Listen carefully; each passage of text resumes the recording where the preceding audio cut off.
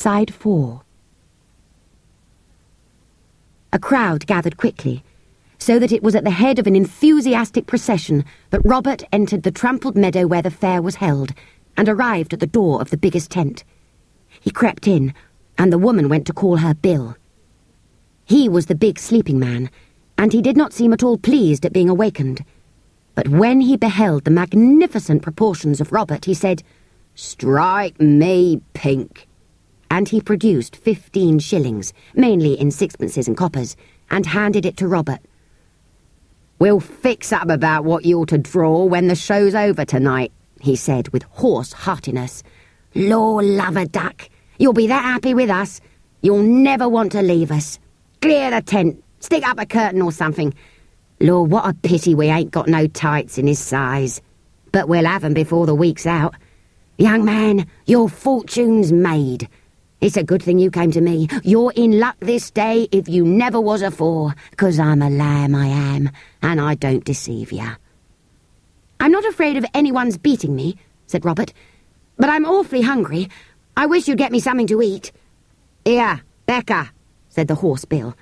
"Get him some grub, the best you've got, mind." Another whisper followed, of which the children only heard, "Down in black and white, first thing tomorrow." Then the woman went to get the food. It was only bread and cheese when it came, but it was delightful to the large and empty Robert. Then began a very strange and wonderful afternoon. Bill was a man who knew his business. In a very little while, a curtain was run across the tent.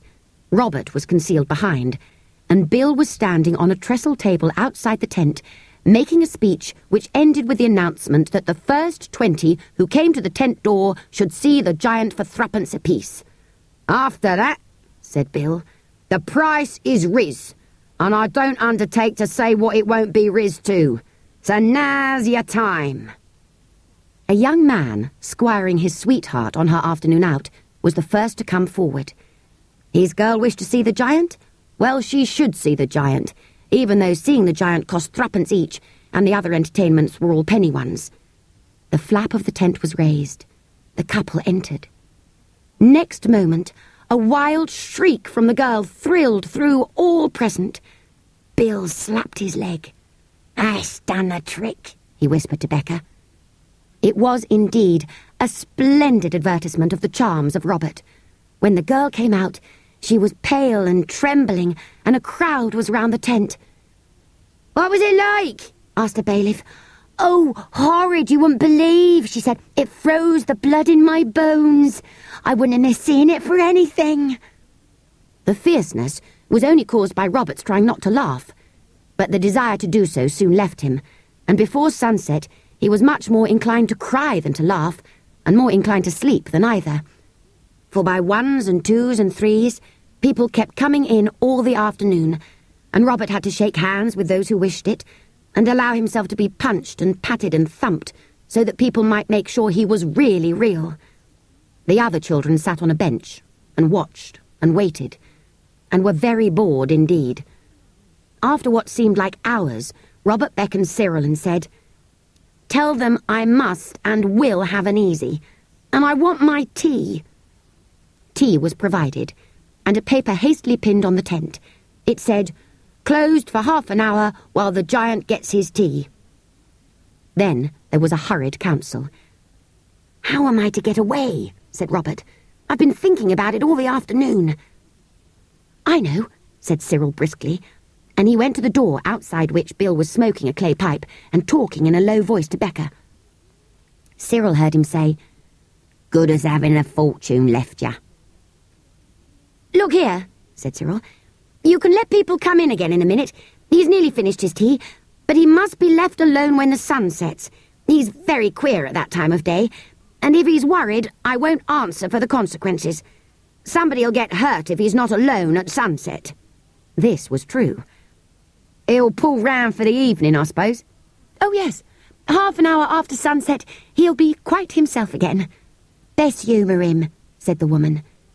And so, at what Cyril judged was about half an hour before sunset, the tent was again closed, while the giant gets his supper. Inside the tent, the 4 children breathlessly arranged a plan of retreat. You go now, said Cyril to the girls, and get along home as fast as you can. Oh, never mind the beastly pony cart, we'll get that tomorrow. Robert and I are dressed the same. We'll manage somehow. And Jane and Anthea went.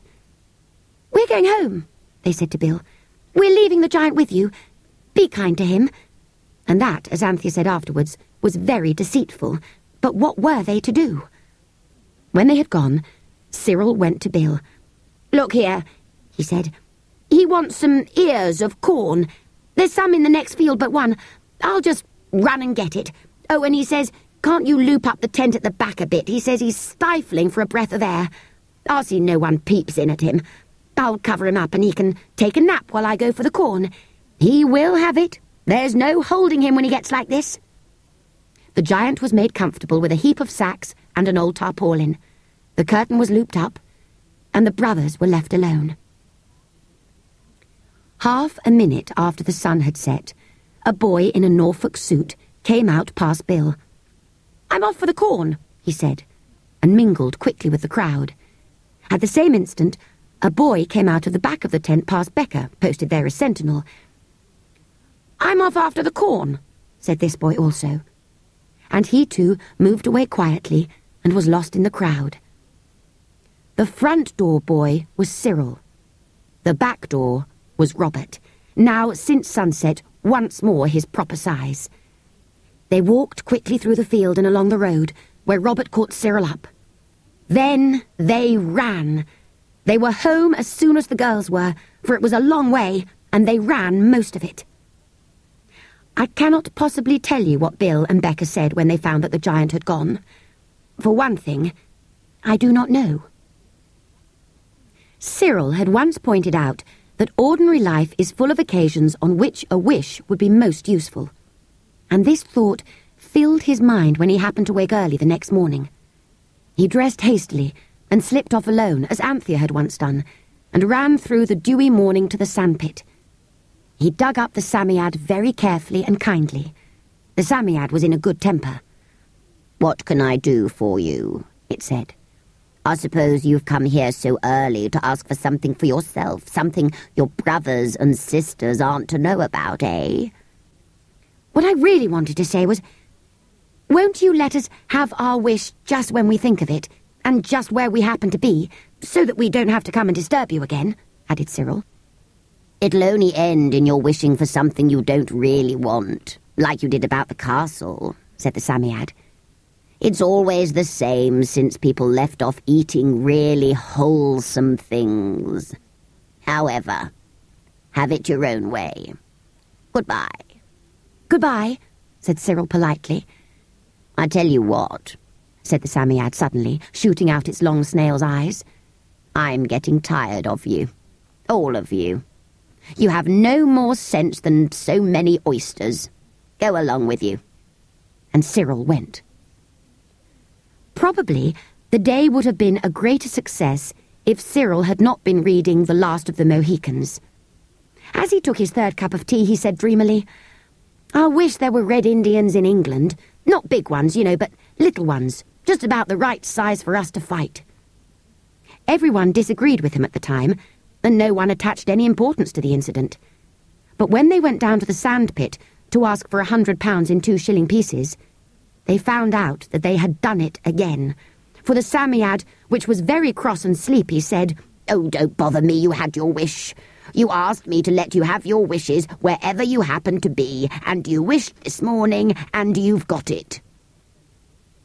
The wish about the Red Indians had not stuck in anyone's head, and they spent several hours in most agonizing uncertainty. It was not till nearly dinner time that Jane tumbled over The Last of the Mohicans, which had, of course, been left face downwards on the floor, and when Anthea had picked her and the book up, she suddenly said, I know, and sat down flat on the carpet. Oh, Pussy, how awful. It was Indians he wished for, Cyril, at breakfast, don't you remember? The Indians will come here, don't you see? Jane did not see at all, but she followed her sister meekly into their mother's bedroom. Anthea lifted down the heavy water jug, carried it into the dressing room, dropped it on the floor where it smashed to pieces. Next, she broke open the missionary box with the poker. Jane told her that it was wrong, of course, but Anthea shut her lips very tight and said, Don't be silly, it's a matter of life and death." There was only 7 and 4pence in the missionary box, but the girls between them had nearly 4 shillings. This made over 11 shillings, as you will easily see. Anthea tied up the money in a corner of her pocket handkerchief. "Come on, Jane," she said, and ran down to the farm. She knew that the farmer was going into Rochester that afternoon. In fact, it had been arranged that he was to take the 4 children with him. Now Anthea hastily explained to him that they could not go, but would he take Martha and the baby instead? He agreed, that he was not pleased to get only half a crown instead of the 8 shillings promised him by the children. Then the girls ran home again. Anthea fetched a little box from her corner drawer and went to find Martha, who was laying the cloth and not in the best of tempers. "Look here," said Anthea. "I've broken the toilet jug in Mother's room." "Just like you. Always up to some mischief," said Martha. "Oh, don't be cross, Martha dear," said Anthea. "I've got enough to pay for a new one. If only you'll be a dear and go and buy it for us. I would like you to get it today in case Mother comes home tomorrow. You know she said she might, perhaps." "But you're all going into town yourselves," said Martha. "We can't afford to if we get the new jug," said Anthea. "But we'll pay for you to go, if you take the lamb. And I say, Martha, look here, I'll give you my liberty box if you'll go." "I see," said Martha. "No, I don't want your box, miss. What you want is to get the precious lamb off your hands for the afternoon. Don't you go for to think I don't see through you." Martha set down the bread with a bang that made it jump off its trencher and said resignedly, "Well, just this once I don't mind. But mind you don't get into none of your outrageous mischief while I'm gone, that's all." "He's going earlier than he thought," said Anthea eagerly. "You'd better hurry and get dressed. I'll wash the lamb and get him ready." When, with a rush and a scurry, and some deepening of the damask of Martha's complexion, she and the lamb had got off, Anthea drew a deep breath. Then she jumped up, rubbed her eyes hard with the corner of her pinafore so that they kept red for the rest of the day, and started to tell the boys. But just at that moment, Cook rang the dinner bell, and nothing could be said till they had all been helped to minced beef. Then Cook left the room, and Anthea told her tale. "If it was going to be Red Indians," said Cyril, "they'd be here now." He felt in his heart that if there should be Indians, they would be entirely his own fault, so he did not wish to believe in them. "It's simply idiotic," he said, "talking about Oh!" He had turned towards the window. The others turned too, and a frozen silence caught at Cyril, and none of the others felt at all like breaking it. For there, peering round the corner of the window, among the red leaves of the Virginia creeper, was a face. A brown face, with a long nose and a tight mouth and very bright eyes. And the face was painted in coloured patches. It had long black hair, and in the hair were feathers. Suddenly the feathered head was cautiously withdrawn, and the spell was broken. "There now," Anthea said. "I told you so." The children fled upstairs to their mother's bedroom to hold a hurried council. No further trace of Indians, however, could be discerned from the windows. "Well," said Robert, "what are we to do?"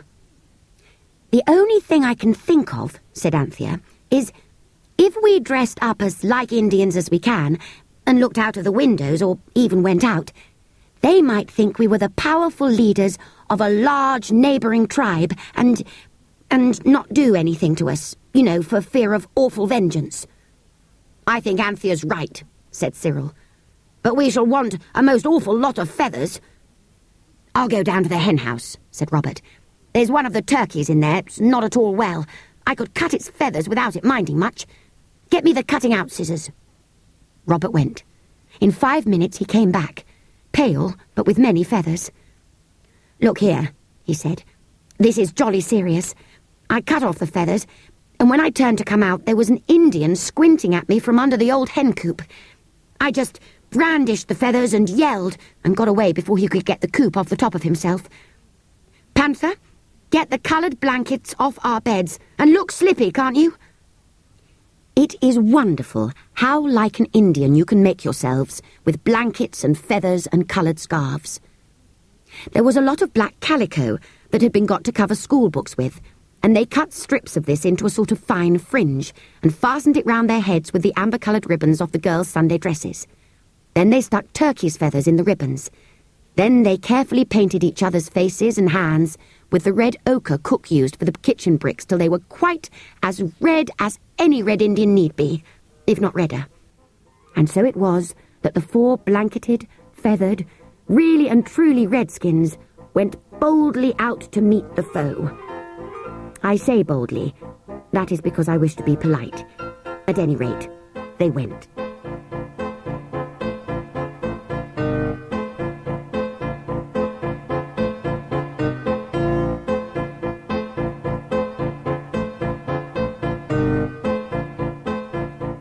Along the hedge dividing the wilderness from the garden was a row of dark heads, all highly feathered.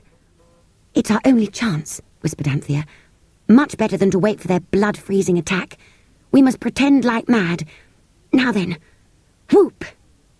With 4 wild war whoops, the children rushed through the gate and struck 4 warlike attitudes in the face of the line of Red Indians.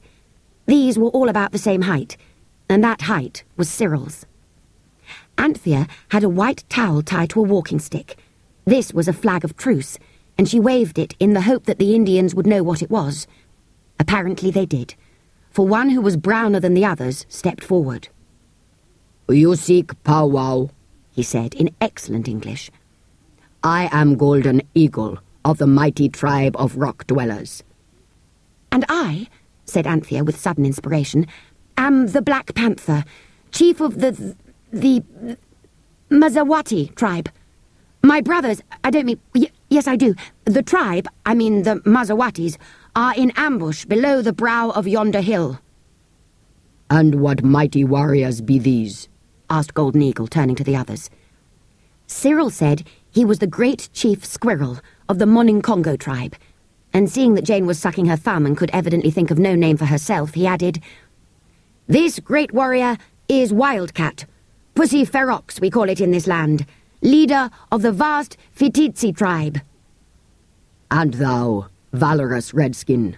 Golden Eagle inquired suddenly of Robert, who, taken unawares, could only reply that he was Bobs, leader of the Cape-Mounted Police.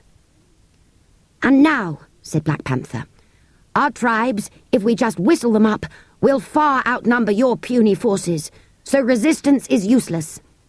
Return, therefore, to your own land, O brother, and smoke pipes of peace in your wampums with your squaws and your medicine men, and dress yourselves up in the gayest wigwams, and eat happily of the juicy, fresh-caught moccasins."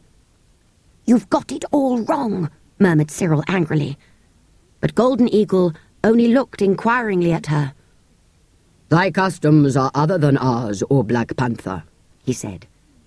"Bring up thy tribe, that we may hold powwow in state before them, as becomes great chiefs." "We'll bring them up right enough," said Anthea, "with their bows and arrows and tomahawks and scalping knives and everything you can think of, if you don't look sharp and go." The little real Red Indians were coming nearer and nearer with angry murmurs. "It's no go," whispered Robert. "I knew it wouldn't be. We must make a bolt for the Psammead. It might help us. If it doesn't, well, I suppose we shall come alive again at sunset. I wonder if scalping hurts as much as they say." "I'll wave the flag again," said Anthea. "If they stand back, we'll run for it." She waved the towel, and the chief commanded his followers to stand back. Then, charging wildly at the place where the line of Indians was thinnest, the 4 children started to run. Yellow Eagle and his followers came up with them just at the very spot where they had seen the Psammead that morning. Breathless and beaten, the wretched children now awaited their fate. Sharp knives and axes gleamed round them, but worse than these was the cruel light in the eyes of Golden Eagle and his followers. "You have lied to us, O Black Panther of the Mazawatis, and thou too, Squirrel of the Monincongos. These also, Pussy Ferox of the Fititsi, and Bobs of the Cape-Mounted Police. These have also lied to us, if not with their tongue, yet by their silence. Ye have lied under the cover of the truce flag of the Paleface. Ye have no followers. Your tribes are far away following the hunting trail. What shall be their doom?" he concluded, turning with a bitter smile to the other Red Indians. "Build we the fire!" shouted his followers, and at once a dozen ready volunteers started to look for fuel. The 4 children cast despairing glances round them. "Do you mean to scalp us first and then roast us?" asked Anthea desperately. "Of course." Redskin opened his eyes at her. "It's always done." The Indians formed a ring round the children, and now sat on the ground gazing at their captives. There was a threatening silence. Then, slowly, by 2s and 3s, the Indians who had gone to look for firewood came back. And they came back empty-handed. They had not been able to find a single stick of wood for a fire. But suddenly, bright knives were being brandished all about them, and the next moment each child was seized by an Indian. They waited for the sharp agony of the knife. It did not come, and they were released and fell in a trembling heap. Their heads did not hurt at all. They only felt strangely cool. Wild war whoops rang in their ears. When they ventured to open their eyes, they saw 4 of their foes dancing round them with wild leaps and screams, and each of the 4 brandished in his hand a scalp of long, flowing black hair. The poor, untutored savages had indeed scalped the children, but they had, only, so to speak, scalped them of the black calico ringlets. The children fell into each other's arms, sobbing and laughing. "Their scalps are ours," chanted the chief. "They'll take our real ones in a minute, you see if they don't," said Robert, trying to rub some of the red ochre off his face and hands onto his hair. "O strange, unnatural country," the chant went on, "wherein a man may find no wood to burn his enemy. Oh, for the boundless forests of my native land. Oh, would we were back in our native forest once more." Suddenly, like a flash of lightning, the golden gravel shone all round the 4 children instead of the dusky figures. For every single Indian had vanished on the instant at their leader's word. The Psammead must have been there all the time, and it had given the Indian chief his wish. That afternoon, Martha brought home a jug with a pattern of stalks and long grasses on it. "Oh, Martha, you are a dear," sighed Anthea, throwing her arms round her. "Yes," giggled Martha, "you better make the most of me while you've got me. I shall give your ma notice directly the minute she comes back." "Oh, Martha, we haven't been so very horrid to you, have we?" asked Anthea, aghast. "Oh, it ain't that, miss." Martha giggled more than ever. "I'm a-going to be married. It's Beale, the gamekeeper. He's been proposing to me off and on ever since you come home from the clergyman's where you got locked up back church tower. And today I said the word and made him a happy man." Everyone was up extra early the next morning, and at breakfast 2 things happened. First, there was a letter from Mother. Granny was better, and Mother and Father hoped to be home that very afternoon. A cheer arose. And of course this news at once scattered all the before-breakfast wish ideas, for everyone saw quite plainly that the wish for the day must be something to please Mother and not to please themselves. "I wonder what she would like," pondered Cyril. "It must be something splendid that we couldn't possibly get without wishing for." Just then, Martha came in with a jug full of hot water for the teapot, and a face full of importance for the children. "A blessing we're all alive to eat our breakfasts," she said darkly. "Why? Whatever's happened?" everyone asked. "Oh, nothing," said Martha. "Only it seems nobody's safe from being murdered in their beds nowadays. There's been burglars over at Peasmarsh Place, Beale's just told me, and they've took every single one of Lady Chittenden's diamonds and jewels and things, and she's a-going out of one fainting fit into another with hardly time to say, 'Oh, my diamonds,' in between. And Lord Chittenden's away in London. Well, she's put all her trust in riches, and you see how she's served." "I don't see why she should ever have had such a lot of diamonds," said Anthea when Martha had flounced off. "She's a rather nasty lady, I've heard. and Mother hasn't any diamonds and hardly any jewels." "Wouldn't it be jolly," said Jane dreamily, "if Mother could find all those lovely things in her room when she came home? I wish she would." The others gazed at her in horror. "Well, she will," said Robert. "You've wished, my good Jane, and our only chance now is to find the Psammead, and if it's in a good temper, it may take back the wish and give us another. If not, well, goodness knows what we're in for." It was indeed a day of misfortunes. Of course, the Psammead could not be found, nor the jewels, though every one of the children searched their mother's room again and again. The children went back to the house slowly and sadly. "I don't care," said Anthea stoutly. "We'll tell Mother the truth, and she'll give back the jewels and make everything all right." "Do you think so?" said Cyril slowly. "Do you think she'll believe us? Could anyone believe about a Psammead unless they'd seen it? Let's put flowers in all the vases and try not to think about diamonds. After all, everything has come right in the end all the other times." So they filled all the pots they could find with flowers, till the house was a perfect bower. And almost as soon as dinner was cleared away, Mother arrived, and was clasped in 8 loving arms. It was very difficult indeed not to tell her all about the Psammead at once, because they had got into the habit of telling her everything. But they did succeed in not telling her. Mother was very delighted with the flowery boweriness of the house, and everything seemed so natural and pleasant now that she was home again, that the children almost thought they must have dreamed the Psammead.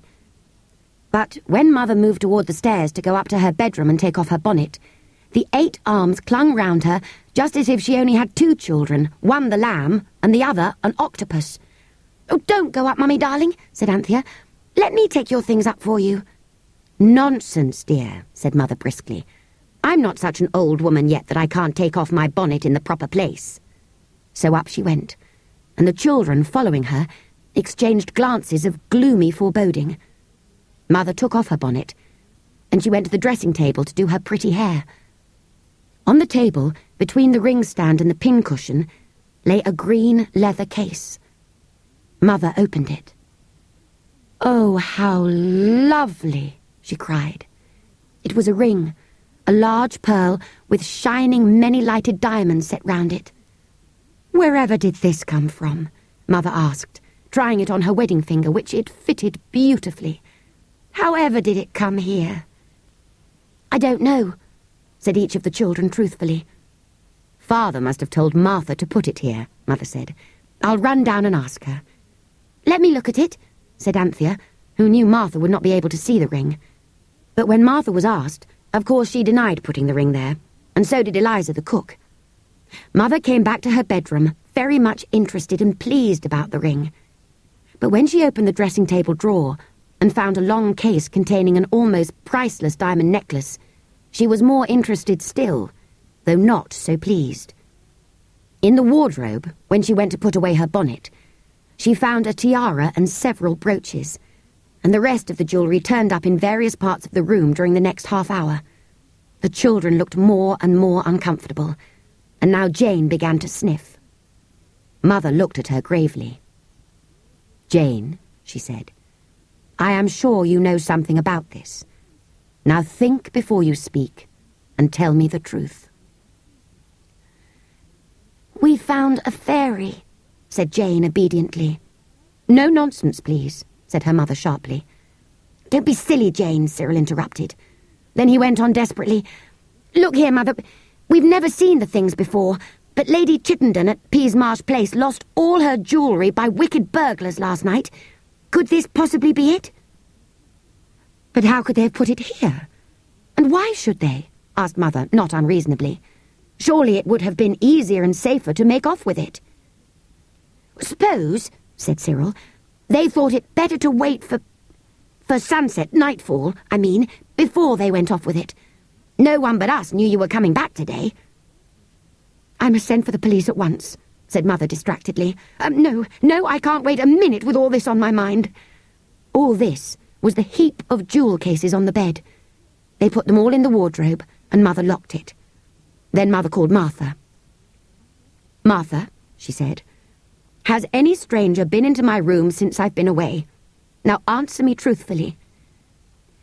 "No, Mum," answered Martha. "Leastways, what I mean to She stopped. "Come," said her mistress kindly. "I see someone has. You must tell me at once, don't be frightened. I'm sure you haven't done anything wrong." Martha burst into heavy sobs. "Oh, I was a-gonna give you warning this very day, Mum, to leave at the end of my month, so I was, on account of me being going to make a respectable young man happy. A gamekeeper he is by trade, Mum, of the name of Beale. And it's as true as I stand here. It was your coming home in such a hurry, and no warning given. Out of the kindness of his heart, it was, as he says. 'Martha, my beauty,' he says, which I ain't and never was, but you know how them men will go on. I can't see you a-toiling and a-moiling and not lend an helping hand, which mine is a strong arm, and it's yours, Martha, my dear,' he says. And so he helped me cleaning of the windows, but outside, Mum, the whole time, and me in. If I never say another breathing word, it's the gospel truth." "Were you with him the whole time?" asked her mistress. "Him outside, and me in, I was," said Martha, "except for fetching up a fresh pail and the leather that slut of an Eliza had hidden away behind the mangle." "That will do," said the children's mother sternly. When Martha had gone, the children clung round their mother. "Oh, Mummy, darling," cried Anthea, "it isn't Beale's fault, it isn't really. Don't let the police take him, Mummy. Oh, don't. "Is there a cart hereabouts?" said Mother feverishly. "A trap of any sort. I must drive into Rochester and tell the police at once." All the children sobbed. "There's a cart at the farm, but oh, don't go, don't go, wait till Daddy comes home." Mother took not the faintest notice. "Look here, Cyril," she said. "I leave you in charge. Stay in the dressing room with the landing door open. I've locked the other, and don't let anyone go into my room. Remember, no one knows the jewels are there except me and all of you and the wicked thieves who put them there. Robert, you stay in the garden and watch the windows. If anyone tries to get in, you must run and tell the 2 farm men that I'll send up to wait in the kitchen. I'll tell them there are dangerous characters about. That's true enough. Now remember, I trust you both, but I don't think they'll try it till after dark, so you're quite safe. Goodbye, my darlings." And she locked her bedroom door and went off with the key in her pocket. "She's a born general," said Cyril. "But I don't know what's going to happen to us. Even if the girls were to hunt for that beastly Sammy-ad and find it, and get it to take the jewels away again, Mother would only think we hadn't looked out properly and let the burglars sneak in and nick them. Or else the police will think we've got them. Or else that she's been fooling them. Oh, it's a pretty decent, average, ghastly mess this time, and no mistake." Robert went into the garden and sat down on the worn yellow grass, with his miserable head between his helpless hands. Anthea and Jane whispered together in the passage downstairs. Martha's voice could be heard in the kitchen, grumbling loud and long. "It's simply quite too dreadfully awful," said Anthea. "But what can we do?" asked Jane. "I've thought of something," cried Anthea. "Our one chance. Come on." At a brisk trot, she led the way to the sandpit. Oh, joy, there was the Sammy-ad. The moment it saw them, it whisked round and began to burrow, but Anthea was too quick for it. She caught it by its furry shoulders gently but firmly and held it. "Here, none of that," said the Sammy-ad. "Leave go of me, will you?" But Anthea held him fast. "Oh, dear, kind, darling Sammy-ad," she said breathlessly. "Oh, yes, it's all very well," it said. "You want another wish, I expect. But I can't keep on slaving from morning till night giving people their wishes. I must have some time to myself." "Do you hate giving wishes?" asked Anthea gently, and her voice trembled with excitement. "Of course I do," it said. "Leave go of me or I'll bite. I really will, I mean it. Oh, well, if you choose to risk it." Anthea risked it and held on. "Oh, look here," she said. "Don't bite me. Listen to reason. If you'll only do what we want today, We'll never ask you for another wish as long as we live." The Psammead was much moved. "I'd do anything," it said in a tearful voice. "If you knew how I hate to blow myself out with other people's wishes, and how frightened I am always that I shall strain a muscle or something." Its voice cracked with emotion. Anthea set it down gently on the sand. "It's all over now," she said soothingly. "We promise faithfully never to ask for another wish after today." "Well, go ahead," said the Psammead. "Let's get it over." "How many can you do?" "I don't know, as long as I can hold out." "Well, first I wish Lady Chittenden may find she's never lost her jewels." The Psammead blew itself out, collapsed, and said, "Done." "I wish," said Anthea more slowly, "Mother mayn't get to the police." "Done," said the creature after the proper interval. "I wish," said Jane suddenly, "Mother could forget all about the diamonds." "Done," said the Psammead, but its voice was weaker. "Wouldn't you like to rest a little?" asked Anthea considerately. "Oh, yes, please," said the Psammead. "And before we go further, will you wish something for me?" "Well, can't you do wishes for yourself?" "Of course not," it said.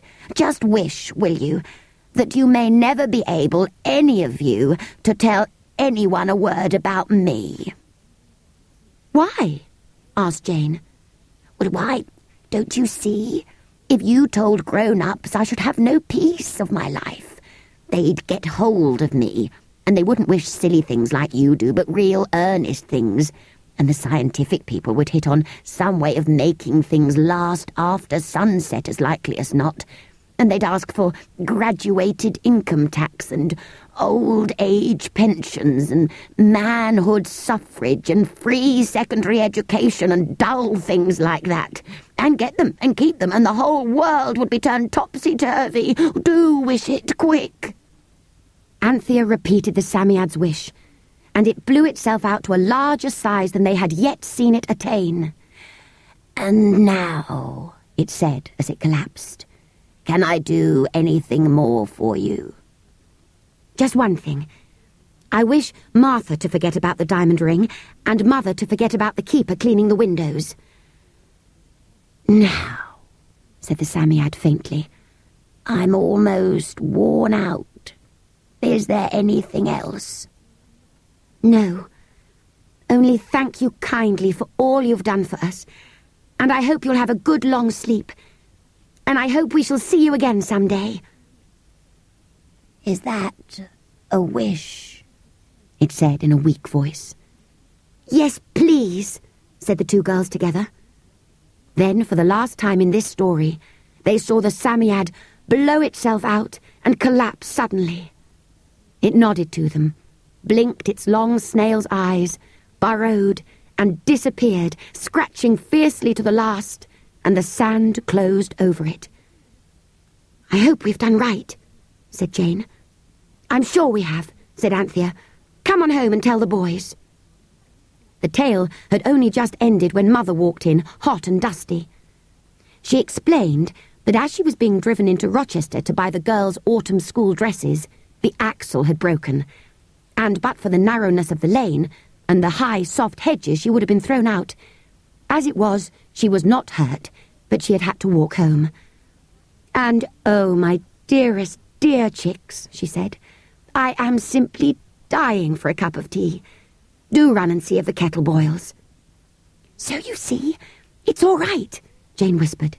"She doesn't remember." "No more does Martha," said Anthea, who had been to ask about the state of the kettle. As the servants sat at their tea, Beale the gamekeeper dropped in. He brought the welcome news that Lady Chittenden's diamonds had not been lost at all. Lord Chittenden had taken them to be reset and cleaned, and the maid who knew about it had gone for a holiday, so that was all right. "I wonder if we shall ever see the Psammead again," said Jane wistfully, as they walked in the garden while Mother was putting the lamb to bed. I'm sure we shall, said Cyril, if you really wished it. We've promised never to ask it for another wish, said Anthea. I never want to, said Robert earnestly. They did see it again, of course, but not in this story. And it was not in a sandpit either, but in a very, very, very different place. It was in a... But I must say no more.